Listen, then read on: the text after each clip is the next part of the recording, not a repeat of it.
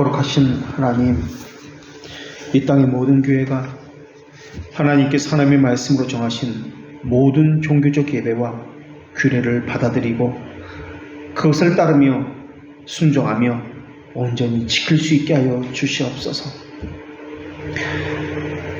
어떤 형상을 만들어서 예배하거나 하나님 말씀으로 정하여 주신 것이 아닌 다른 방법으로 예배하지 않게 하여 주시옵고, 주의 백성들이 만물을 다스리는 큰 임금이신 하나님의 주권과 이 땅을 향한 하나님의 소유권과 하나님께서만 받으셔야 하는 예배와 헌상을 드릴 수 있게 하여 주시옵소서.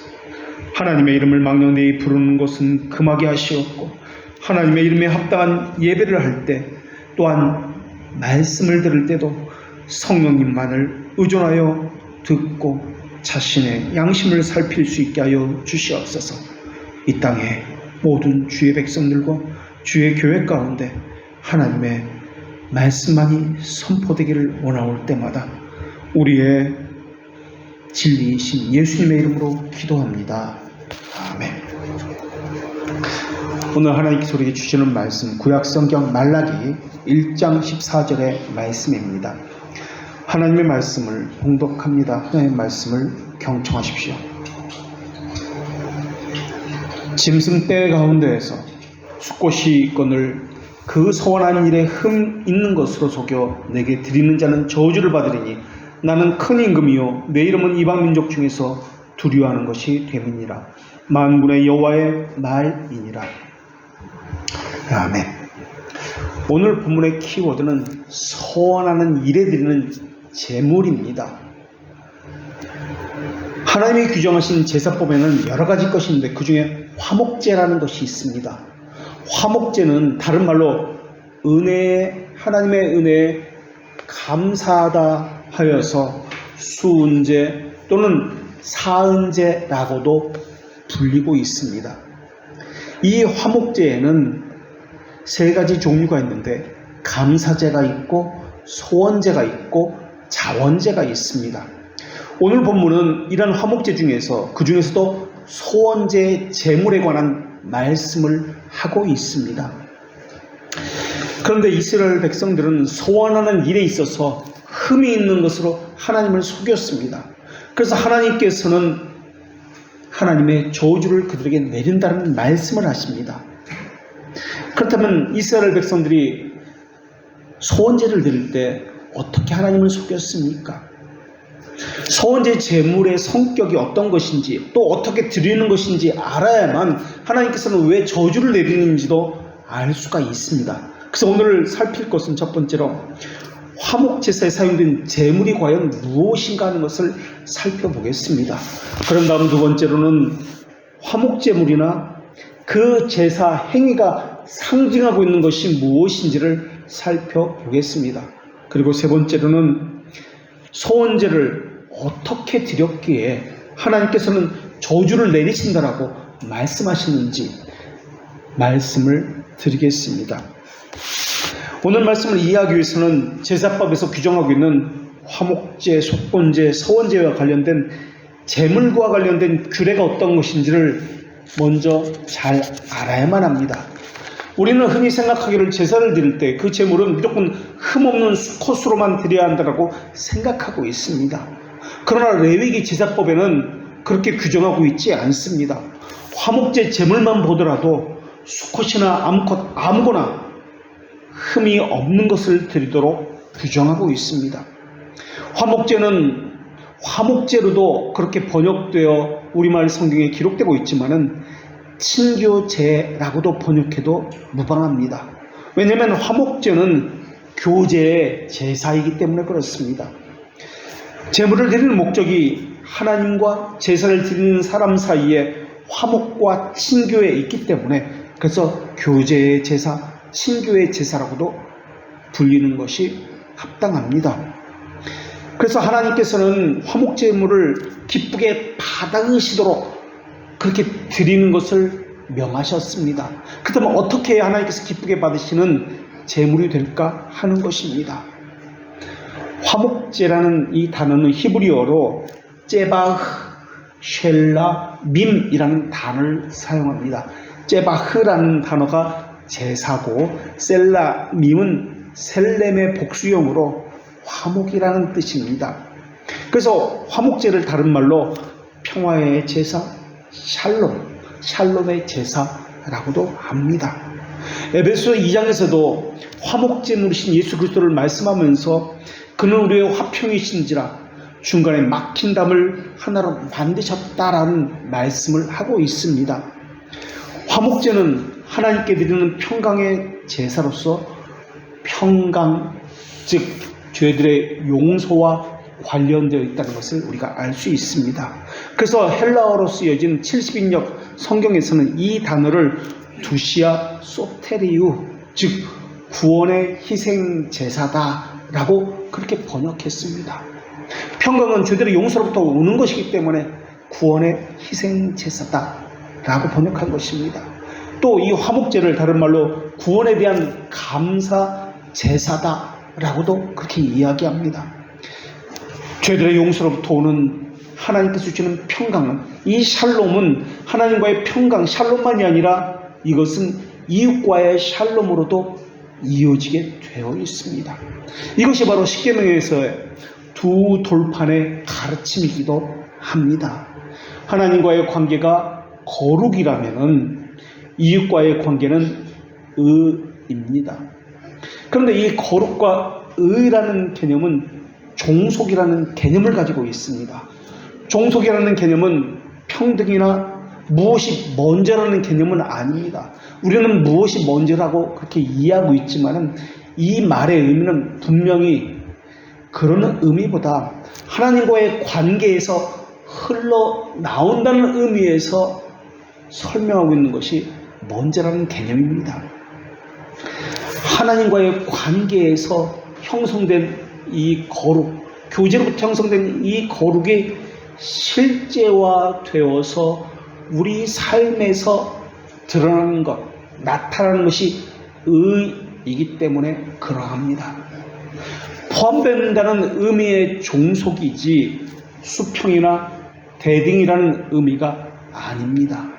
이런 종속의 개념이 요한복음 3장 16절에서 이 말씀을 해석할 때도 제1원인, 효과적인 원인, 제2, 3 원인, 실질적 원인과 도구적 원인에도 그대로 종속이라는 개념이 적용이 됩니다. 또 이 종속이라는 개념은 하나님을 아는 지식과 인간을 아는 지식에도 이 종속이라는 개념이 적용이 됩니다. 하나님을 아는 깊은 지식으로부터, 이 거로부터 흘러나온다는 개념이 이 종속이라는 개념입니다. 화목제를 드리는 경우에는 제사장 위임식 기간에 또는 매 절기마다, 또 나실인들이 예를 들어서 소원의 날이 끝나는 경우에 하나님께 특별한 감사를 드리거나 아니면 주의를 요하는 경우에 이러할 때 화목제를 드렸습니다. 그러니까 언제든지 드릴 수 있다는 말입니다. 화목의 제물에 대해서는 레위기 3장 1절에서 하나님께서 이렇게 말씀하셨습니다. 하나님께서 주시는 말씀, 레위기 3장 1절의 말씀입니다.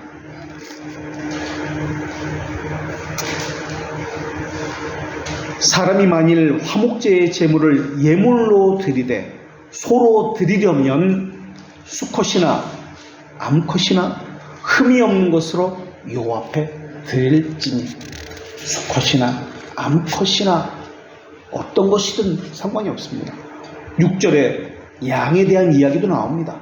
수컷이나 암컷이나 아무 것이나 상관이 없습니다. 그러나 흠이 없어야 합니다. 12절에 염소를 드릴 경우에도 마찬가지입니다. 다시 말하면 화목제물은 암컷이든 수컷이든 상관이 없습니다. 그러나 단 흠이 없어야 합니다.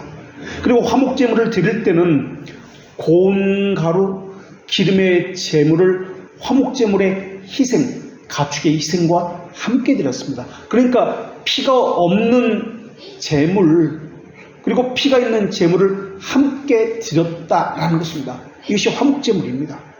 그리고 제사를 드린 후에 이 드린 제물을 예배자와 또한 다른 사람들이 함께 나누어 먹었습니다.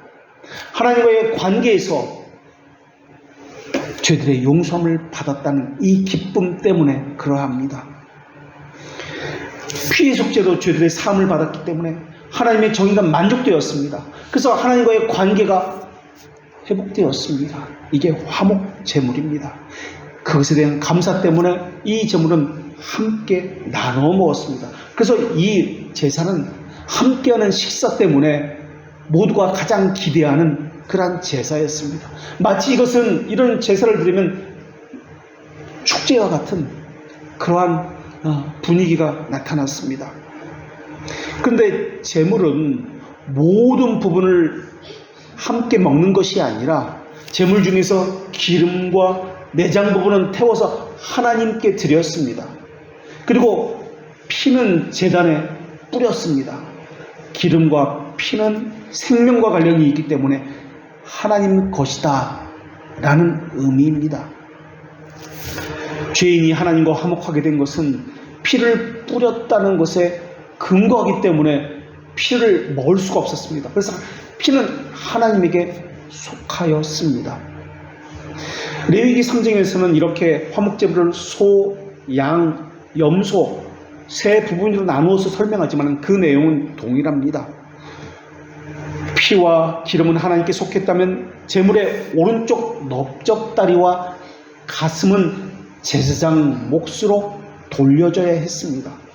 그리고 그 나머지 것, 오른쪽 넓적다리, 가슴, 피와 또한 기름을 제외한 나머지 것은 다른 사람들과 함께 먹을 수가 있었습니다. 레위기 7장 11절에서 하나님께서는 이렇게 말씀하십니다. 레위기 3장에 좀 더 구체적인 그런 말씀이 레위기 7장에 나타납니다. 11절 이하에서 하나님은 이렇게 말씀합니다. 여호와께 드릴 화목제물의 규례는 이러하니라. 만일 그것을 감사함으로 드리려면 기름 섞인 무교병과 기름 바른 무교전병과 고운 가루에 기름 섞어 구운 과자를 그 감사 제물과 함께 드리고 13절 또 유교부형을 화목제물의 감사제물과 함께 그 제물을 드리되 그 전체의 예물 중에서 하나씩 여호와께 거제로 드리고 그것을 화목제에 피를 뿌리는 제사장들에게 돌리니라. 감사함으로 드리는 화목제물의 고기는 드리는 그날에 먹을 것이요 조금이라도 이튿날 아침까지 두지 말 것이니라. 화목제는 감사함으로 드리는 제사입니다. 그런데 보시면은 누룩이 있는 유교병도 드렸습니다. 누룩이 없는 무교병도 함께 드렸습니다. 이렇게 소제만 드리는 것이 아니라 가축으로도 번제로도 드렸습니다. 그리고 화목제물의 고기는 그날 다 먹어야 했습니다. 가난한 사람도 억눌린 사람도 누구나 먹을 수 있는 관대함의 제사가 화목제입니다. 그런데 먹는 사람은 아무나 먹을 수 있는 것이 아니라 정해져 있습니다. 정결해야 하고 거룩한 사람이어야 한다는 전제입니다. 화목제라는 것은 백성들이 단순하게 먹는 것을 의미하는 제사가 아닙니다. 하나님이 주신다는 것을 먹는다는 의미이기도 하지만 하나님의 거룩한 임재 가운데 죄들의 용서함을 받았다. 교제가 시작되었다. 그래서 하나님의 임재 가운데 거룩한 음식이 주어졌다는 것을 의미하는 제사입니다. 그래서 거룩한 무리가 함께 모여서 거룩한 음식을 함께 먹는다는 개념이, 이 식사라는 개념이 여기서 나온 겁니다. 그런데 이 화목제의 종류에는 감사의 제사, 서원의 제사, 자원하는 제사로 이렇게 나뉘어집니다. 이 세 가지 것이 있습니다. 그것을 감사제, 서원제, 자원제라고 이야기합니다. 그래서 화목제는 어떤 특별한 의무와 관련해서 헌신의 목적으로 또는 고통의 때 약속과 관련해서 맹세와 관련해서 이것이 드려지기도 했습니다. 이것을 서원을 갚을 때 드리는 제사라고 해서 서원제라고도 이야기합니다. 레위기 7장 16절 이하에서 하나님은 이렇게 말씀하십니다.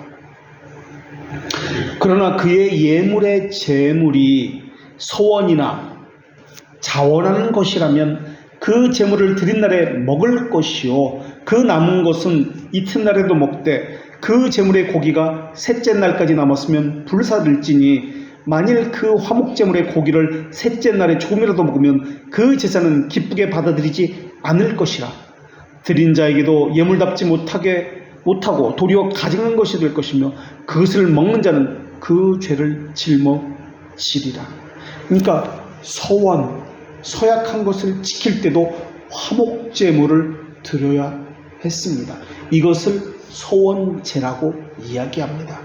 서원이라는 것은 하나님께서 무엇을 하겠다라는 것을 이야기하고, 서약이라고 하는 것은 무엇을 하지 않겠다는 것을 이야기할 때 서약이라고 합니다. 그래서 하나님을 위해서 평생 섬기기 위해서 신학교를 가겠습니다 하는 것은 서원입니다. 무엇을 하겠다고 하니까, 무엇을 하지 않겠다, 하나님에서 평생 결혼하지 않겠습니다, 이것을 서약이라고 합니다.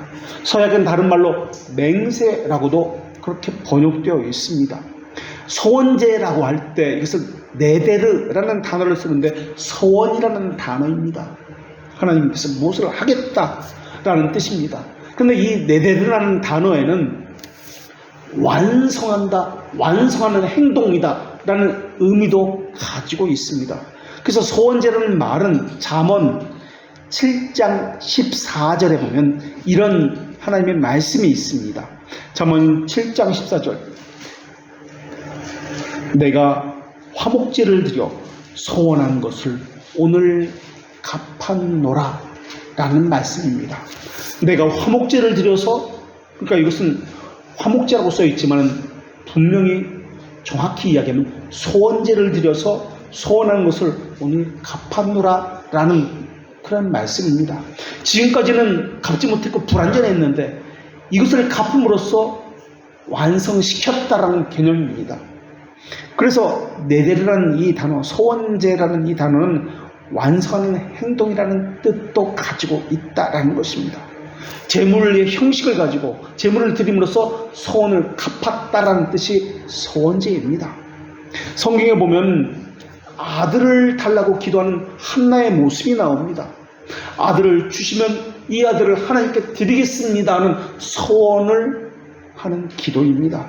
하나님은 사무엘상 1장 10절과 11절에서 이렇게 기록하여 놓으셨습니다. 한나가 마음이 괴로워서 여호와께 기도하고 통곡하며 소원하여 이르되, 만군의 여호와여, 만일 주의 여종의 고통을 돌보시고 나를 기억하사 주의 여종을 잊지 아니하시고 주의 여종에게 아들을 주시면 내가 그의 평생에 그를 여호와께 드리고 삭도를 그의 머리에 대지 아니하겠나이다. 나시린으로 바치겠다는 겁니다. 그래서 하나님이 한나에게 그 기도를 들으시고 아들을 주셨는데 그 이름을 사무엘이다 라고 합니다. 그래서 한나는 그 기도대로 소원을 지키려고 합니다. 그래서 사무엘상 1장 20절에 이하에서 이렇게 하나님께서는 한나가 어떤 행동을 했는지를 기록해 놓으셨습니다. 한나가 임신하고 때가 이름에 아들을 낳아 사무엘이라 이름하였으니 이는 내가 여호와께 그를 구하였다 함이더라. 그 사람 엘가나와 21절, 그의 온 집이 여호와께 매년제와 서원제를 드리러 올라갈 때에 오직 한나는 올라가지 아니하고 그의 남편에게 이르되, 아이를 젖대거든 내가 그를 데리고 가서 여호와 앞에 뵙게 하고 거기서 영원히 있게 하리이다 하니. 그리고 24절 이하의 말씀입니다. 젖을 뗀 후에 그를 데리고 올라갈새 수소 3마리와 밀가루 1에바와 포도주 1가죽부대를 가지고 실로 여호와의 집에 나아갔는데 아이가 어리더라. 그들이 숫소를 잡고 아이를 데리고 엘리에게 가서 한나가 이르되, 내 주여 당신의 사심으로 맹세하나이다. 나는 여기서 내 주 당신 곁에 서서 여호와께 기도하는 여자라. 이 아이를 위하여 내가 기도하였더니 내가 구하여 기도한 바를 여호와께서 내게 허락하신지라. 그러므로 나도 그를 여호와께 드리되 그의 평생을 여호와께 드리나이다 하고 그가 거기서 여호와께 경배하니라. 그러면서 소원제를 드리는 장면이 나옵니다. 이때 한나가 가져온 제물이 있습니다. 이때 가져온 소원제로 드리는 제물은 피 없는 제물인 밀가루와 포도주 한 가죽이었습니다. 그리고 피가 있는 제물로는 숫소 3마리를 하나님 앞에 서원제로 드리고자 가지고 나왔습니다. 이 제물의 양만 봐도 엘가나, 제사장 엘가나와 그의 아내 한나가 얼마나 잘 사는 집이었는지를 우리가 알 수가 있습니다. 한나는 아들을 주신 것에 대해서 감사 제물로 하나님 앞에 드린 것입니다.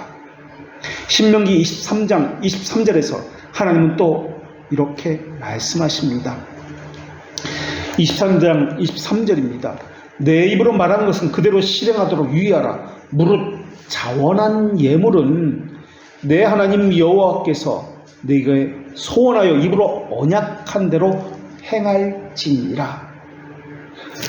입으로 언약한 대로 행한다라는 이 말은, 소원제라는 말의 의미는 제3계명 하나님의 이름을 망령되이 일컫는 것과도 연결되어 있다라는 것입니다. 결국 3계명과 연결되어 있다는 말의 의미는 이스라엘 백성의 삶과 밀접한 제사가 바로 서원제다라는 것입니다. 이러한 서원제 말고도 화목제에는 자원제라고 불리는 것이 있습니다. 자원제는 다른 말로 낙헌제라고도 이야기하는데, 이것은 자발적으로 기쁜 마음으로 즐거운 마음으로 하나님께 드리는 제사를 이야기합니다. 이것도 역시 언제든지 드릴 수 있습니다. 자원제는 소원하는 것을 갚는 소원제와 함께 자기 스스로 예물을 언제든지 드릴 수 있는 그러한 제사를 자원제 또는 낙헌제라고 이야기합니다. 자원제 또는 낙헌제의 제물은 소, 양 마찬가지입니다. 염소의 흠없는 수컷으로 화목제나 번제를 드렸고, 그 희생의 고기는 이튿날까지 모두 먹었습니다. 3일째가 되면 남은 것은 다 불살라 버려야 했습니다.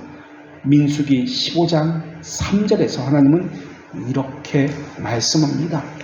민수기 15장 3절의 말씀입니다. 여호와께 화제나 번제나 소원을 갚는 제사나 소원제, 낙헌제나, 이게 자원제입니다. 낙헌제나 정한 절기제에 소나 양을 여호와께 향기롭게 드릴 때 자원제, 낙헌제라고 불리고 있습니다.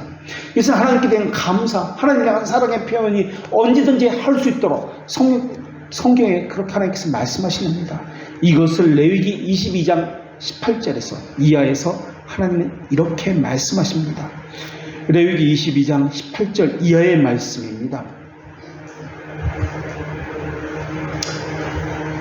레위기 22장 18절의 말씀. 아론과 그의 아들들과 이스라엘 온 족속에게 말하여 이르다. 이스라엘 자손이나 그 중에 거류하는 자가 소원 제물이나 자원 제물로 번제와 더불어 여호와께 예물로 드리려거든 기쁘게 받으심이 되도록 소나 양이나 염소의 흠없는 수컷으로 드릴지니, 흠 있는 것은 무엇이나 너희가 드리지 말 것은 그것이 기쁘게 받으심이 되지 못할 것입니다.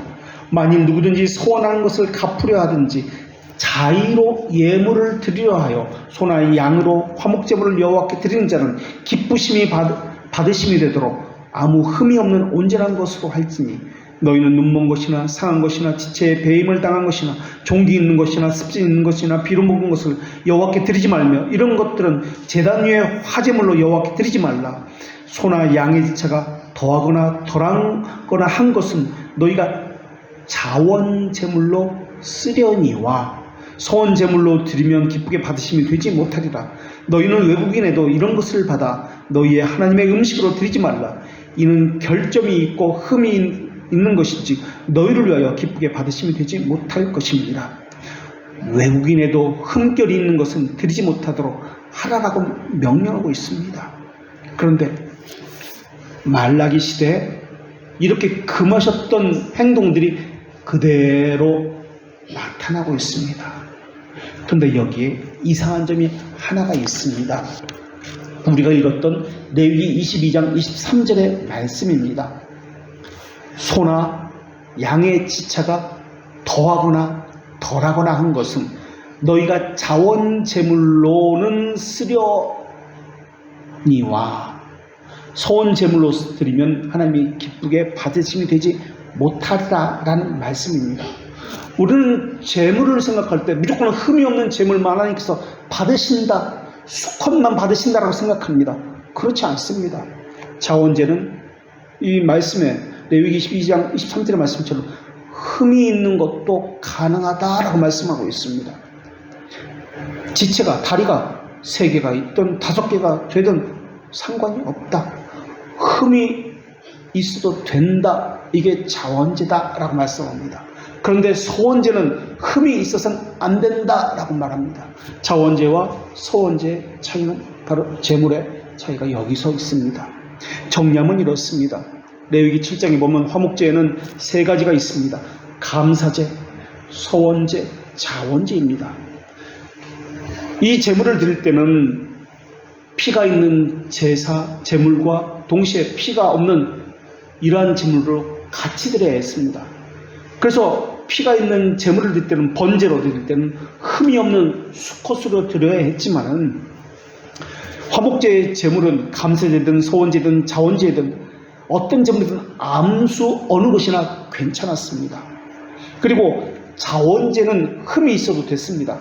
그러나 자원제를 제외한 감사제와 서원제는 흠이 없는 가축이어야 했습니다.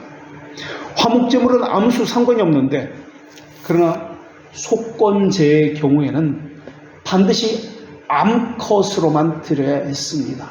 속건제의 경우는 수컷이 아니라 반드시 암컷, 흠이 없는 것으로 드려야 했습니다. 왜냐하면 죄가 있고 흠이 있다면 죄를 속하는 희생제물이 될 수 없기 때문에 그렇습니다. 우리를 부르신 중생의 목적도 거룩하고 흠이 없게 하기 위해서입니다. 그렇다면 왜 속건제의 경우 반드시 암컷, 흠이 없는 암컷으로만 드려야만 합니까? 화목제는 암수 상관이 없지 않습니까?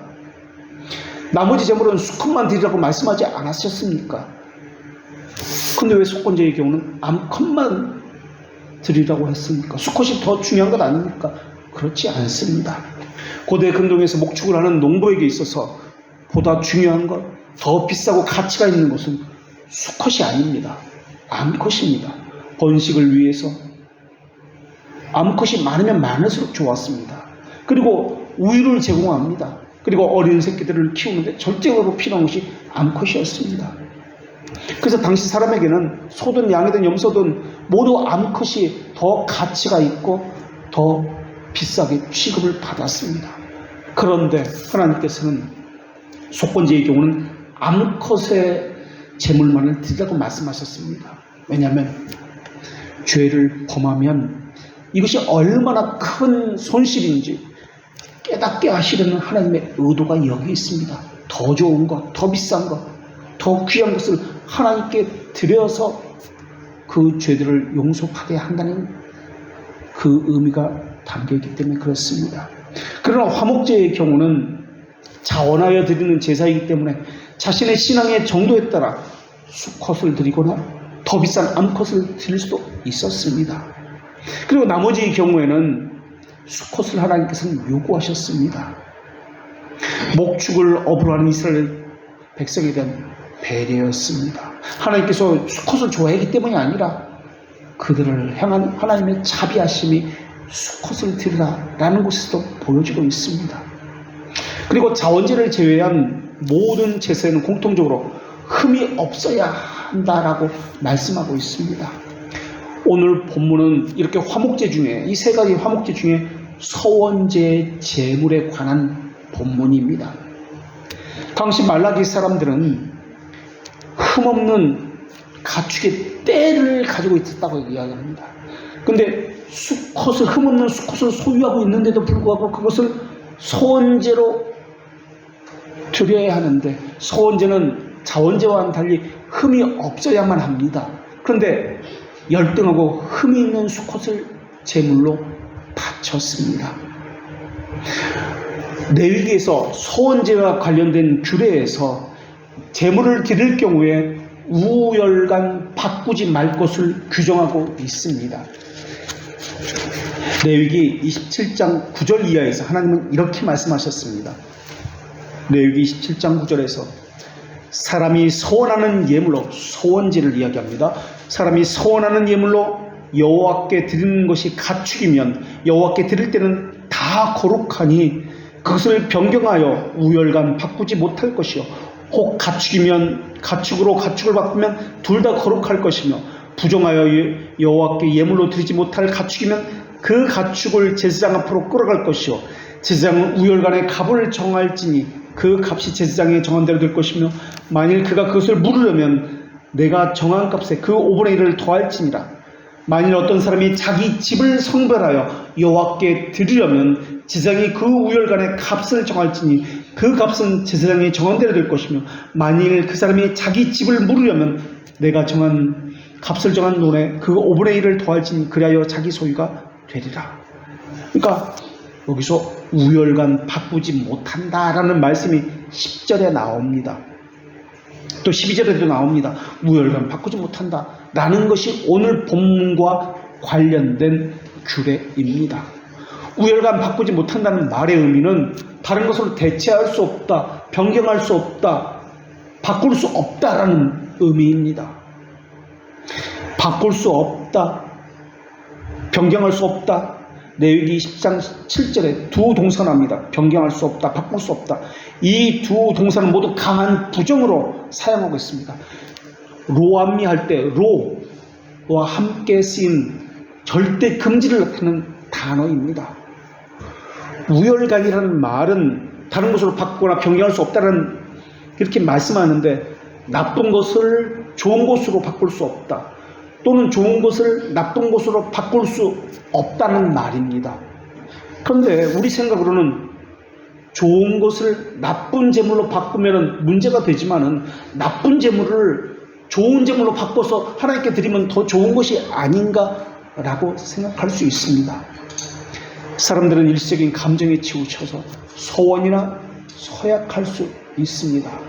이것이 잘못되었다는 겁니다. 이것을 방지하는 말씀이 바로 우열관 바꿔서는 안 된다, 변경할 수 없다는 것입니다. 하나님의 신실한 속성이 이 규례에 반영되었기 때문에 그렇습니다. 그래서 우리 생각으로는 물론 좋은 것을 나쁜 것으로 바꾸면 안 되지만은 나쁜 것을 좋은 것으로 바꿔서도 안 된다라고 말씀하고 있는 겁니다. 원래 그대로 서원했던 그대로 서약했던 그대로 바꾸지 말고 그대로 드리다라는 것입니다. 나쁜 것을 드린다고 했다가 좋은 것으로 바꾸는 것은 어쩌면 자기를 과시한 외식이 될 수도 있습니다. 그런데 하나님께서는 또 여기서 뭐라고 말씀하셨냐면 재물을 꼭 바꾸려면은 이라고 말씀합니다. 바꿀 수도 있다라는 것을 말씀합니다. 27장 33절의 말씀입니다. 레위기 27장 33절의 말씀입니다. 하나님께서는 이렇게 말씀하셨습니다. 그 우열을 가리거나 바꾸거나 하지 말라. 바꾸면 바꿀 수 있다는 겁니다. 둘 다 거룩하리니 무르지 못하리라. 정 바꾸고 싶다면 거듭거듭 생각해도 꼭 바꾸고 싶다면 바꾸려는 가축도 거룩한 가축이 되고 바꾼 가축도 거룩한 제물이 된다라고 말씀하는 것이 레위기 17장 33절의 말씀입니다. 그러니까 원래 드리고 있던 가축도 거룩한 제물이다. 그리고 다른 대체하려고 바꾸려고 했던 그 제물도 거룩한 제물이 되었다라는 것입니다. 거룩하게 되었다는 의미는 세속적인 목적으로 사용할 수 없다는 의미입니다. 그 둘 모두 하나님께 바쳐야 한다는 의미입니다. 결국 이 이야기는 무엇이냐? 사람들의 생각을 가지고 그렇게 생각했는데 오히려 더 큰 경제적인 부담을 지게 되는 것이 바꾼다라는 개념입니다. 예물을 바꾸려는 사람들 가운데 이기적인 마음이 있었다는 것을 드리는 것입니다. 사람은 2배로 내는 것보다 원래 서원한 예물을 그대로 내려고 할 것입니다. 그래서 하나님은 서원한 예물을 절대 바꾸지 말라라고 한 것입니다.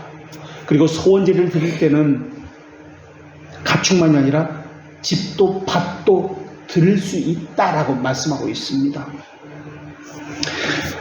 가축을 드릴 때 수컷이 암컷보다 더 떨어진 그런 가축이지만 최상의 건강 상태를 유지한 그러한 재물을 드리라라고 말씀하고 있습니다. 이것이 오늘 본문에 전제되는 배경입니다. 말라기 시대 이스라엘 백성들은 그것이 아까웠습니다. 그래서 흠이 있는 열등한 수컷을 가져다가 최상의 것이라고 속여서 제물로 드렸던 것입니다. 이것이 최상의 것입니다. 내가 알 수 있는 최고의 것을 하나님 앞에 드립니다. 이스라엘 백성들은 그렇게 생각하고 하나님께 드렸습니다. 그런데 하나님께서는 그들의 마음속에 무엇이 있는지를 알고 계셨습니다. 그런 마음을 비웃으시면서 내가 그런 너희들에게 저주를 내리겠다라고 말씀하고 있는 것이 오늘 본문입니다. 오늘 본문에 보면 수컷이 이거늘이라고 말씀하고 있습니다. 레위기 제사법이 규정한 충분히 드릴 만한 능력이 있었다라는 것을 전제하는 말씀입니다. 수컷이 이거늘 너희들은 흠이 있는 것을 드렸다, 대체했다, 변경했다라는 말입니다. 흠이 있는 것이라는 단어는 완전히 부패한 상태를 강조하는 단어입니다. 고기가 썩었다는 의미가 아니라 하나님께 제물로 드리기 합당하지 않은 상태를 의미하는 단어입니다. 속여라는 이 단어는 교활하게 속이는데 지속적으로 속이는 행위가 반복되었다, 계속되었다라는 의미입니다. 우선은 그들은 제물을 가지고 와서는 제사장들을 속였습니다. 하나님을 속였고 제사장을 속였습니다. 그리고 그들은 사람에게 보이기 위해서 가져온 것에 불과합니다. 하나님을 두려워하는 법이 없습니다. 하나님은 모르실 거야. 그들의 심정 가운데 무의식 중에 그것이 가득했습니다. 사람도 속였고 하나님도 속였습니다. 내 형편에 이 정도면 되지 뭐. 이것이 이들의 마음속에 있었습니다. 물론 당시 제사장들의 영적인 상태를 감안할 때 이러한 일들을 저지른 백성들에 대해서 그냥 제사장들이 알고도 모른 척 방관했다라고 이해할 수도 있습니다. 만약에 제사장들이 속았다 할지라도 제사장은 제사법에 따라서 모든 제물을 정확하게 진단하고 판단해야 하는 그러한 책임을 가진 사람으로서 그 책임을 면할 수가 없습니다. 그런데 제사장들은 백성들이 하나님께 드리는 이 제물이 흠이 있든 없든 별 관심이 없었습니다. 그들이 어떤 헌상을 하든 상관하지 않고 그냥 내버려둔 것입니다. 그것이 잘못됐다고 이야기하면 인간관계가 나빠질까봐 그렇게 생각할 수도 있습니다. 그나마 드리던 제물도 기분 나빠서 못하겠어 라는 생각 때문에 그렇게 말을 하지 않고 넘어갔는지는 모르겠습니다. 그래서 백성들이 잘못된 헌상을 하게 내버려둔 것은 근본적으로 제사장들의 문제다. 하나님에 대한 경외심보다 사람에 대한 관계를 먼저 생각한 것이다 라는 것이 오늘 본문의 말씀입니다. 그래서 하나님보다도 사람을 먼저 생각했기 때문에 그들의 신앙과 예배와 헌상이 잘못되었는데도 불구하고 그것을 말하지 않고 그냥 넘어가곤 했던 것입니다. 그것이 반복되어진 겁니다. 그래서 오늘 본문에서는 그와 같이 속이는 백성들이나 제사장들은 모두 여호와의 저주를 받을 것이라고 말씀하고 있습니다. 속인다는 것은 하는 척하는 것입니다. 두 마음을 품은 위선이라고 이야기합니다. 하기 싫은데 억지로 하는 것, 마음을 다하지 않는 것, 이것을 오늘 우리에게 적용해 볼까요? 성도의 교제가 우리는 늘 신앙 고백하고 또한 우리가 믿음의 내용으로 삼고 있습니다. 성도의 교제를 교회라고 이야기합니다. 성도의 교제는 둘러앉아서 일주일에 한 번씩 밥 먹는 것이 아니라고 이미 배웠습니다. 하나님의 말씀으로 일주일간의 삶을 살고 묵상하고 깨닫고 아버지 되심을 삶 가운데 적용하고 이것을 나누는 것이라고 했습니다. 그런데 그것이 전혀 없습니다. 해도 거의 형식적입니다. 이런 것을 신앙이라고 해서는 안 되는데 그것을 신앙이다라고, 신앙이 아니다라고 말을 하지도 않고 있습니다. 이런 형태는 교회를 교회답게 하지 못하고 있습니다. 그런데도 방치하고 있습니다. 이것을 보시고 하나님께서는 무엇이라고 말씀하실까요? 하기 싫으면 하지 않는 교회로 가면 됩니다. 여기가 거짓 교회라고 여겨지면 참된 교회를 찾아가서 그렇게 거기서 하는 대로 하면 됩니다. 헌상도 제대로 하지 아니하고 신앙의 기본인 말씀의 묵상도 없고 성도의 교제도 없고 이것은 교회가 아닌데 예배의 태도와 하나님의 말씀을 대하는 것조차 일반 교회 신자들보다 더 못한데 어찌 그런 것을 개혁교회라고 말할 수 있단 말입니까? 일주일에 한 번 모이는 것은 일반 신자도 그렇게 하지 않습니다. 하나님은 저주를 받으리는 이 말씀은 수동태 분사형으로 사용해서 계속해서 저주를 내리신다, 당하게 한다라는 의미로 말씀하셨습니다. 9절에서 말씀한 대로 이스라엘 백성들은 형식적인 제사, 흠 있는 제사를 드리면서도 복을 구했습니다. 복을 구한다는 것은 반대로 이야기하면 내게 잘못된 일이 없기를 바란다는 의미와 같은 것입니다. 사람들은 누구나 자기가 잘 되기를 원하고 실패하고 잘못되기를 원하지 않습니다. 그런데 그들에게 돌아온 것은 하나님의 저주 외에는 없습니다. 그들이 잘못한 것이 무엇입니까? 예배했습니다. 하나님 앞에 섬겼고 봉사했고 하나님께서 비록 흠이 있는 제물을 드렸지만 헌상을 하지 않은 것이 아닙니다. 그런데 이들은 하나님이 어떤 분인지 몰랐습니다. 말로는 고백을 했고 하나님을 부르며 기도도 했고 예배도 참여하고 있지만은 그 하나님이 어떤 분인지 정확한 인식이 없습니다. 하나님을 주라고 부르면서 주인이라는 의식이 없습니다. 하나님을 만군의 왕이라고 하면서 만군의 왕이라는 그 경외심이나 존경심은 그 어디에도 없습니다. 화목제를 드리는 이유는 그 왕이, 그 주인이 오늘 본문에서는 큰 임금이라고 말씀하고 있는데 그분이 어떤 분인지 분명히 알았다는 인식에서 나오는 것입니다. 화목제는 그 이름 그대로 하나님과의 교제가 회복되었습니다. 우리 가운데 하나님과의 교제가 있습니다 라는 것을 의미하는 제사입니다. 그런데 사람들은 왜 하나님과 화목해야죠? 꼭 화목해야만 하는 것입니까? 화목 없이 그냥 살면 되는 것 아닙니까? 그것이 얼마나 번거롭고 귀찮은 일인데 그냥 우리 지금처럼 하게 내버려 두십시오. 그렇게 말하고 있습니다. 하나님 어떤 분인지 알면 그렇게 할 수가 없습니다. 화목제물을 드린다는 말의 의미는 만군의 주여, 만군을 다스리는 유일한 왕이라는 사실을 알고 있기 때문에 그렇게 드리게 되는 것입니다. 화목제는 하나님과의 교제의 요소로서 감사, 서원, 자원을 말씀하고 있습니다. 그러니까 하나님과의 교제는 반드시 외적으로 드러날 때 감사로, 서원으로, 자원하는 것으로 드러난다라는 의미입니다. 그 사람이 하나님과 교제하는 외적인 증거는 무엇입니까? 감사입니다. 서원, 자원의 제물을 드리는 것으로 나타납니다. 내적으로 하나님의 규례와 법도를 지키며 그것이 그런가 늘 생각하면서 그 말씀에 육신을 입고 이 땅에 오신 그 예수 그리스도가 내 안에서 실체화되어서 밖으로 나타나는 것입니다. 그 말씀이 육체로 실체화되어서 나타나는 그 증거가 감사와 서원과 자원하는 섬김과 제물입니다. 이 감사의 화목제는 화목제 짐승 제물과 더불어서 기름 섞인 누룩 없는 무교병과 기름 바른 무교전병과 고운 가루에 기름 섞인 구운 과자를 함께 드렸습니다. 그리고 또 누룩이 없는 무교병만 드린 것이 아니라 누룩이 들어간 유교병도 함께 드렸습니다. 우리는 피 없는 제사인 소제는 누룩과 꿀을 반드시 빼라고 그렇게 배웠습니다. 누룩과 꿀은 부패를 상징하기 때문에 속이는 것을 의미하기 때문에 그렇습니다. 그런데 감사의 화목제에는 무교병이 아니라 무교병만이 아니라 누룩이 들어간 유교병도 함께 드리라고 말씀하고 있습니다. 왜 누룩이 들어가야 될까요? 누룩이 들어가면 하나님께서 가장한 것이라고 보시는데 이 부패한 것인데 왜냐하면 하나님과의 교제할 때 그 교제하는 대상인 제사 드리는 자는 늘 부족한 죄성을 가지고 있습니다. 이것을 상징하는 것이 유교병입니다. 감사제를 드리면서 내가 누군지 내가 어떤 죄인인지를 분명하게 기억하고 제사를 드렸다는 말입니다.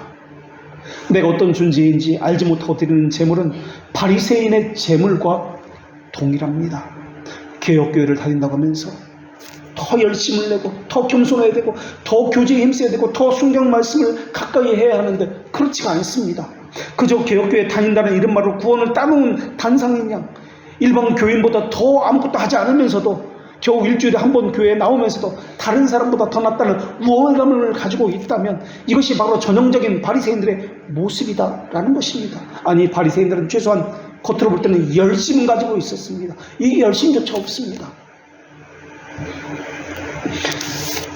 화목제 예물은 그 전체 중에서 하나님께 하나씩 거제로 드려야 했습니다. 거제는 들어 올리는 것을 이야기합니다. 하나씩 들어 올렸습니다. 그 드린 것을 화목제물에 피를 뿌린 제사장에 그리고 그 제물을 주었습니다. 그리고 감사함으로 드린 화목제물의 고기는 제사 드린 그날에 먹어야 했습니다. 조금이라도 그 이튿날까지 두지 말라고 했습니다. 그 의미가 무엇입니까? 감사는 하루에 제한되어져야 한다는 의미입니다. 한 번 한 것으로 영원히 가는 것이 아닙니다. 늘 반복되어지는 것, 일상에서 반복되어지는 것이 감사라는 의미를 갖고 있습니다. 그런데 감사도 없고 자원하는 재물도 없다면 말입니다. 이것은 무엇을 의미합니까? 그에 비해서 서원이나 자원의 화목제물은 감사는 늘 하루에 먹어야 했지만 서원이나 자원의 화목제물은 제사 드린 그날에도 먹지만 그 남은 것은 이틀까지도 먹을 수 있다라고 말씀하셨습니다. 그러나 고기가 3일째 남았으면 그것은 다 불살라 버리라고 말씀하셨습니다. 만일 그 고기를 3일째도 조금이라도 먹는다면 그 제사는 받아들이지 않고 제사를 드린 자에게도 예물되지 못하고 가증한 것이 되고 그것을 먹는 자는 죄를 더할 것이다 라고 말씀하셨습니다. 자원이나 소원은 지속적으로 기억하고 마음에 두고 행해야 할 것이기 때문에 그렇습니다. 감사제로 드린 제물은 서원제나 자원제와는 달리 그날 먹었습니다. 이 말의 의미는 감사제로 드리는 것이 서원제나 자원제로 드린 예물보다 더 하나님께서는 고결하게 더 기쁘게 받으셨다는 의미입니다. 어떤 학자는 이것을 가지고 감사제는 이미 받은 은혜에 감사해서 기쁨을 드리는 과거적 성격을 가지고 있는 반면에 서원제나 자원제는 무언가를 바라는 이 기대적인 미래적 성격을 지닌 제사이기 때문에 다음 날에도 먹을 수 있었다라고 그렇게 주장을 합니다. 그러니까 서원제와 자원제에는 개인적이고 이기적인 요소가 섞여있기 때문에 감사제가 더 하나님에게 중요시 여겨졌다라고 말씀하고 있습니다. 함께 식사를 했습니다. 이것은 하나님과 인간 사이에 또 사람과 사람 사이에 화기로운 친교와 사랑을 나눈다는 뜻입니다. 이처럼 이러한 제물을 최대 이틀 내에 다 먹으라고 지시한 이유는 물론 가난한 이웃들과 함께 먹으라는 그러한 이유도 있지만 보다 중요한 것은 부패를 방지하기 위해서였습니다. 하나님께 구별하여 드려진 성물은 부패해서는 안 됩니다. 부패하게 되면은 거룩성을 무시하는 행위로서 간주되었기 때문에 정죄함을 받았습니다. 그래서 부패한 음식을 먹어서는 안 되었습니다. 그리고 하나님과 가지는 이 교제를 상징하기 때문에 이곳에는 부패함이 들어가면 안 됩니다. 경건함과 두려움과 진실함이 있어야 합니다. 그리고 화목제물이 만약에 부정한 물건에 접촉되어 있으면 먹지 말고 불살라야 했습니다. 또 그것을 먹고자 하는 사람이 몸이 부정해지면 먹을 수가 없습니다. 만약 먹게 되면 그 백성 중에서 끊어질 것이라고 말씀하셨습니다.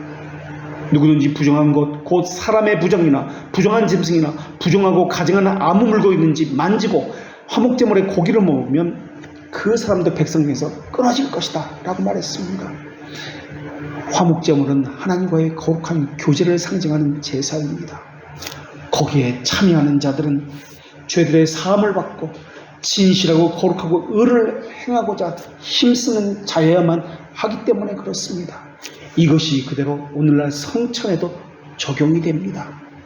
구약시대에 그것을 먹은 부정한 사람 모두가 하나님의 저주를 받았듯이 오늘날 성천에도 죄들의 용서함을 받지 않은 사람들, 거룩과 의를 더딛지 않은 사람들이 성천에 참여하면 그 사람만이 아니라 그 전 회중이 하나님의 저주와 심판을 받는다고 명시하고 있습니다.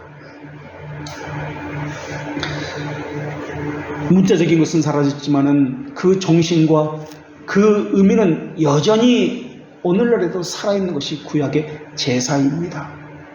하나님께서 모세를 통해서 이스라엘 백성에게 두 가지 중요한 명령을 제사와 관련해서 하셨습니다. 첫째는 소, 양, 염소와 같은 이 기름을 절대 먹지 말라고 말씀하셨습니다. 스스로 죽은 것의 짐승의 기름은 먹는 것 외에는 쓸 수가 있습니다. 기름을 태운다든지 하는 경우에 이것을 금지하지 않았습니다. 그러나 절대 먹어서는 안 된다고 이야기하셨습니다. 기름을 먹으면 그 먹는 자는 백성 중에서 끊어진다고 말씀하셨습니다. 기름은 하나님께만 드려야 하는 제물이기 때문에 그렇습니다. 그리고 모세가 준 제사와 관련된 두 번째 명령은 모든 곳에서 무슨 피든지 새든 짐승의 피든 먹지 말라는 것이 하나님의 말씀입니다. 피를 먹으면 백성 중에서 끊어질 것이라고 말씀하셨습니다. 왜냐하면 피는 생명을 상징하고 오직 대속의 상징으로 거룩을 위해서 사용되어야 했기 때문에 그렇습니다. 피를 통해서 죄들의 용서를 받았습니다. 그리고 하나님께서는 화목제물의 제물 가운데 가슴과 우편 뒷다리를 하나님께 들어 올리고 그것을 다시 제사장들의 영원한 소득으로 주어야 할 것을 명령하셨습니다. 화목제를 드리는 자는 그 제물을 기름과 가슴을 제사장에 가져가야 했습니다. 제사장은 그 가슴을 요 앞에 뒷다리와 함께 요제는 흔드는 것을 이야기합니다. 거제, 요제로 삼았습니다. 흔들어 제물이라는 뜻이 요제입니다. 제물을 들어서 번제들을 향해서 흔듭니다. 이것은 상징하는 것이 하나님께 드려진 것입니다라는 의미입니다. 그런데 하나님은 하나님께 드려진 이 뒷다리를, 가슴과 뒷다리를 다시 제사장들의 몫으로 주었습니다. 그래서 이것을 이스라엘 자손에게 받을 대대로 영원히 받을 소득이다 라고 그렇게 말씀하셨습니다. 제사장들은 그것을 자기 양식으로 삼고 그 가족들을 그들이 준 것으로 돌보았습니다. 이것을 오늘 우리에게 적용해 볼까요? 오늘날은 교회에서 목사에게만 전적인 헌신을 강조하는 경향이 있습니다. 교인들은 잊고 있는 것이 있습니다. 목사의 생활의 안정과 영적인 안정이 그 교회 전체의 안정으로 이어진다는 사실입니다. 교회가 문을 닫거나 쉽게 무너지는 이유도 바로 그 이유 때문에 그렇습니다. 그런데 교인들은 그것을 그렇게 큰 문제라고 생각하지 않습니다. 모든 목사 책임이다, 문제라고 그렇게 여기고 있습니다. 백성들이 제사를 소홀히 함으로써 제물을 드리지 않게 됩니다. 제사장의 몫이 사라지게 되었습니다. 그러면서 나타난 것이 제사의 타락과 성전의 타락으로 이어졌습니다. 제사의 타락은 그저 제사의 타락으로만 이어진 것이 아닙니다. 이스라엘 땅의 황폐와 백성들의 소득의 저하로 이어지게 되었습니다. 사람들은 그것을 자연재해 때문이라고 말할지도 모르겠습니다. 나만 가진 특수한 상황 때문이라고 말할지도 모르겠습니다. 그러나 하나님은 성전을 더럽히고 제사를 황폐하게 하는 자들에게 반드시 저주를 내리게 하신다고 말씀하셨습니다. 그것을 이미 우리가 학개와 말라기 시대에 살펴본 바입니다. 제물은 제물을 말하지 않습니다. 예배자 자신을 의미합니다. 제물을 드리는 자는 그 자신의 가치가 그 정도라고 생각하기 때문에 드리고 있는지도 모르겠습니다. 흠이 있는 제물을 드리는 것은 하나님을 경멸하는 행위입니다. 헌상은 최고의 것을 드려야 합니다. 가장 좋은 것, 가장 자기가 가진 최고의 시간과 재능을, 자신의 소유와 삶을 하나님 앞에 드려야 합니다. 과연 그렇습니까? 자기가 먼저 쓰고 자기를 위해서 여러 가지 것들을 고려해서 남은 것을 드리는 것, 이것을 하나님이 멸시하는 행위입니다. 오늘 본문에서는 그것을 속였다는 단어로 사용하고 있습니다. 하나님과 화목된 교제 회복을 통해서 하나님의 은혜에 날마다 감사하고 찬송할 것을 명시하셨습니다. 그래서 하나님의 시편 50편에서 14절, 15절, 23절의 말씀에 이렇게 말씀하셨습니다. 감사로 하나님께 제사를 드리며 지극히 높으신 자에게 내 서원을 갚아라. 감사로 제사를 드린 자가 나를 영화롭게 하리니 그 행위를 옳게 하는 자에게 내가 하나님의 구원을 보이리라. 감사로 제물을 드린 자에게, 그 행위를 옳게 하는 자에게 하나님께서 구원을 보이신다고 말씀하셨습니다. 감사의 제물을 드리는 자는 하나님과 교제가 있는 자는 의미입니다. 화목제물은 감사함으로 드려야 합니다. 구원에 대한 감사, 위험과 불행으로부터 구해주심에 대한 감사. 아무리 타락한 시대에도 이스라엘 백성들은 감사제를 자주 드렸습니다. 아모스 시대에도 이스라엘 백성들은 감사제를 드렸습니다. 아모스 4장 4절과 5절에 하나님께서 이렇게 말씀하십니다. 너희는 베델에 가서 범죄하며 길갈에 가서 죄를 더하여 아침마다 너희 생을 3일마다 너희 11조를 드리며 누룩 넣은 것을 불살라 수은제로 드리며 낙헌제를 소리내어 선포하려느나. 이스라엘 자손들아, 이것이 너희가 기뻐하는 바니라. 주 여호와의 말씀입니다. 수은제, 낙헌제. 낙헌제가 자원제입니다. 민수기 18장 29절에 보면 하나님께서는 또 이렇게 말씀하십니다. 너희의 받은 모든 예물 중에서 너희는 그 아름다운 것 곧 거룩하게 한 부분을 취하여 여호와께 거제로 드릴지니라. 아름다운 것이라는 단어가 민수기 18장에는 3번이나 나옵니다. 아름다운 것이라는 단어는 가장 좋은 것이라는 의미입니다.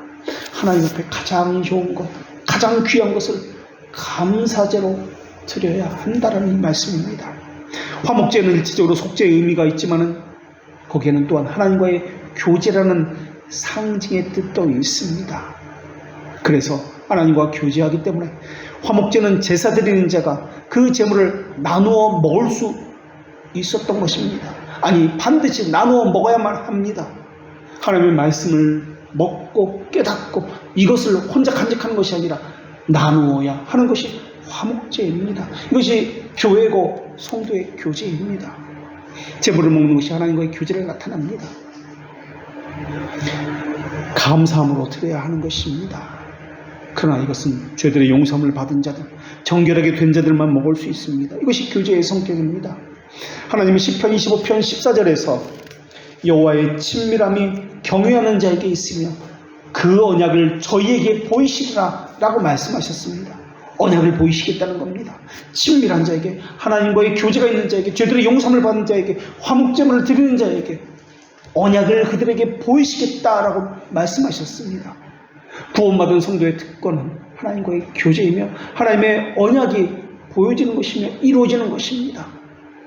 그러면서 하나님은 데살로니가 교인들에게 데살로니가전서 5장 12절과 13절에서 이렇게 말씀하십니다. 너희 가운데서 수고하고 주 안에서 너희를 다스리며 권하는 자들을 너희가 알고 저의 역사로 말미암아 사랑 안에서 가장 귀히 여기고 너희들끼리 화목하라. 하나님을 귀히 여기는 자는 하나님을 섬기는 사역자들도 귀히 여긴다 라고 말씀하고 있습니다. 그리고 같은 지체들도 귀히 여기고 화목한다 라고 말씀하고 있습니다. 하나님과 관계된 모든 사역과 제사장을 함부로 하는 사람들은, 내버려 두는 사람들은 하나님에 대한 제사에서도 내버려 둔 사람이다 라는 의미입니다. 하나님은 나는 큰 임금이요 내 이름은 이방 민족 중에서 두려워하는 것이 됨이라 라는 말씀을 하시면서 그 말씀을 이유 접속사 키로 시작하고 있습니다. 그러면서 서원제를 드릴 때 하나님을 속여서 흠있는 제물을 드리는 자들이 왜 하나님께 저주를 받아야 하는지 그 이유를 설명합니다. 그 이유는 하나님께서 큰 임금이기 때문에 라고 말씀하고 있습니다. 사람들이 두려워해야 합니다. 유일한 통치하여 만물의 주인으로 섬겨야 합니다. 큰 임금이라고 말씀하시는 것은 많은 위대한 왕들 중에 하나라는 의미가 아닙니다. 유일한 왕이라는 의미입니다. 당시 이 말씀을 하실 때는 말라기 시대가 페르시아 제국의 속국으로서 이스라엘에 있었습니다. 그래서 페르시아 제국을 다스리는 왕을 염두에 두었다라고도 볼 수 있습니다. 말라기 시대 사람들은 페르시아 왕은 두려워했습니다. 총독은 두려워했습니다. 그러나 하나님은 무시했습니다. 그래서 하나님은 너희들이 두려워하는 총독과 페르시아 왕보다 더 크신 유일한 참되신 왕이 바로 나다라고 큰 임금이라는 이 단어를 쓰셨다라고 해석할 수도 있습니다. 두려움이 대상이 된다는 의미는 감정적으로 두려움에 사로잡히는 것만이 아니라 인격적으로 누군가야 경외하고 지극히 존중한다는 의미까지 포함된 단어입니다. 그런데 이스라엘 백성들은 사람은 두려워하면서 하나님을 경멸했고 모욕했고 무가치하고 흠이 있는 제물로 제사를 드렸습니다. 하나님이 어떤 분인지 큰 임금이라는 사실을 알지 못하고 있습니다. 도대체 너희는 하나님이 어떤 분인지 알고나 그런 일을 저지르냐라고 묻고 있는 의미가 함축된 것이 큰 임금이다라는 말입니다. 너희가 하나님이 어떤 분인지 알고 있다면 그렇게 할 수 없을 것이다. 사람들은 하나님에 대해서 의식하지 않습니다. 다른 사람도 그렇게 하니까 시대가 그런 시대니까라고 생각했을지도 모르겠습니다. 그러나 하나님은 그런 것을 용납하지 않으셨습니다. 오늘 본문에 보면 소교라는 단어는 생각한다는 의미를 가지고 있는 단어입니다. 그러니까 그렇게도 되지라는 생각을 가지고 행하고 있다는 단어입니다. 그래서 어떤 다른 번역 성경에서는 사기치다라는 단어로 번역해 놓았습니다. 스스로 교묘한 술수를 부릅니다. 꾀를 내고 계산을 합니다. 이 정도만 해도 하나님께서 나를 받아주실 거야, 복을 주실 거야, 이 정도만 해도 난 내 의무를 다한 거야 라고 생각하는 것. 이스라엘 백성이 제물을 드릴 때 이렇게 많이 하면 이건 너무 과한 것 아니야? 이렇게 과하게 헌상하면 우리는 이러다가 가난해질 거야, 망할 거야 라고 생각을 했습니다. 그래서 괜히 서원 제물 드리면 안 돼, 감사 제물 드리면 안 된다고 생각했습니다. 칼빈은 이 본문을 해석하면서 하나님께서는 유대인들의 하나님의 섭리를 숙고하지 않고 있다라고 그렇게 이야기했습니다. 하나님을 부인하고 있는 자들이라고 이야기합니다.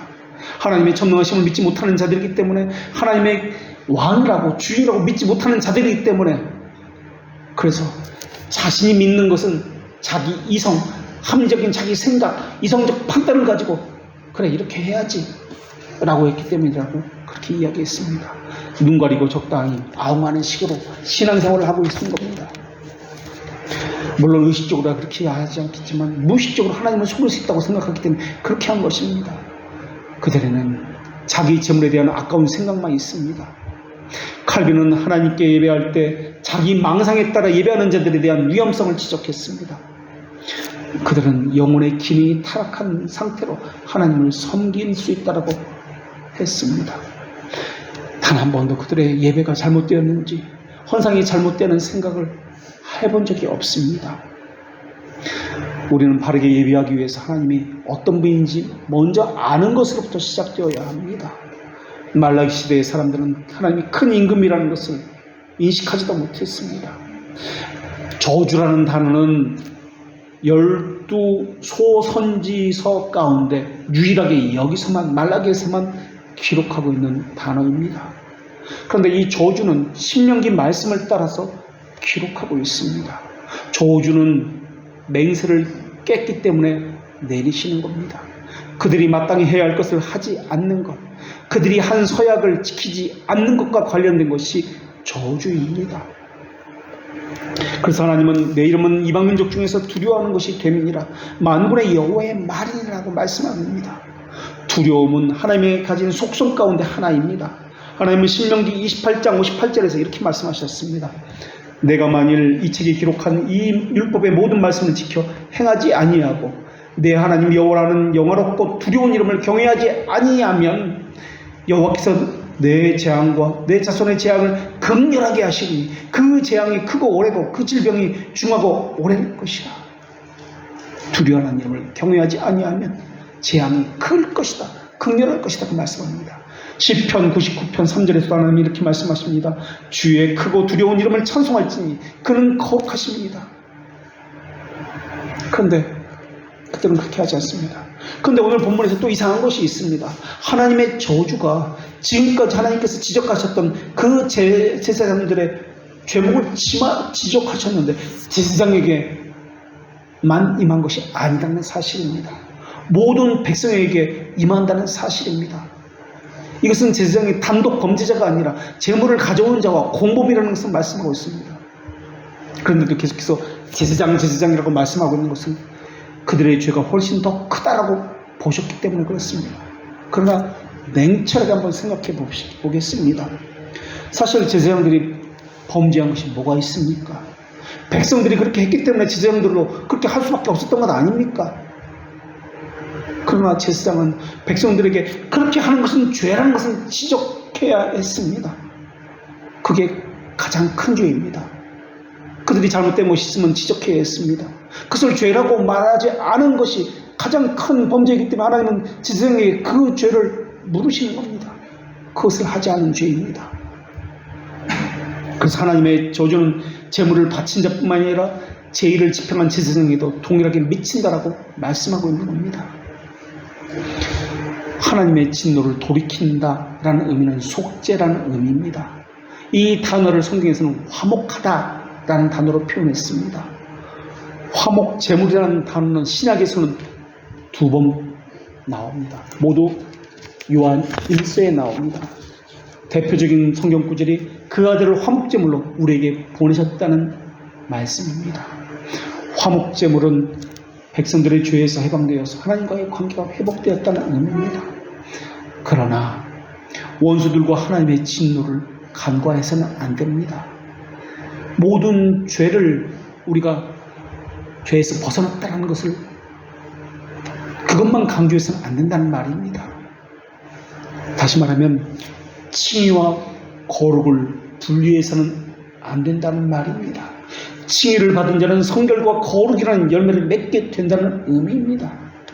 구원받은 자로서 구원받은 감격에 대해서, 감사에 대해서 감사와 서원과 자원하는 제물을 드린다는 의미입니다. 신약에서 제물이라는 의미는 자신을 산 제물로 모두 드린다는 의미로 그렇게 해석하고 있습니다. 그것을 하나님께서 요구하셨기 때문에 그렇습니다. 한두 가지 일을 내고 내 할 일 다 했다 하는 것은 신앙이 아닙니다. 하나님은 항상 말씀을 우리에게 주실 때 우리의 응답도 우리의 거룩과 성결과 자원하는 심정도 요구하신다는 것을 말씀하고 있습니다. 우리가 드리는 화목제는 과연 무엇입니까? 어떤 제물을 드리고 있습니까? 하나님의 측면에서 그리스도의 희생만을 말씀하는 것이 아니라 사람 측면에서의 참된 믿음도 말씀하고 있는 것입니다. 정말 우리는 그리스도에게 접붙여진 자들이 맞습니까? 정말 우리는 참된 믿음의 열매를 맺고 있는 것이 맞습니까? 우리는 정말 참된 교회 맞습니까? 우리는 정말 참된 신자가 맞습니까? 참된 교회라고 생각한다면 참된 교회에서 시행하는 규례와 기강을 순종하고 따라와야 하는 거 아닙니까? 서약을 지켜야 되는 것 아닙니까? 거짓된 교회라고 생각하기 때문에 혹시 따라오지도 않고 순종하지도 않는 것 아닙니까?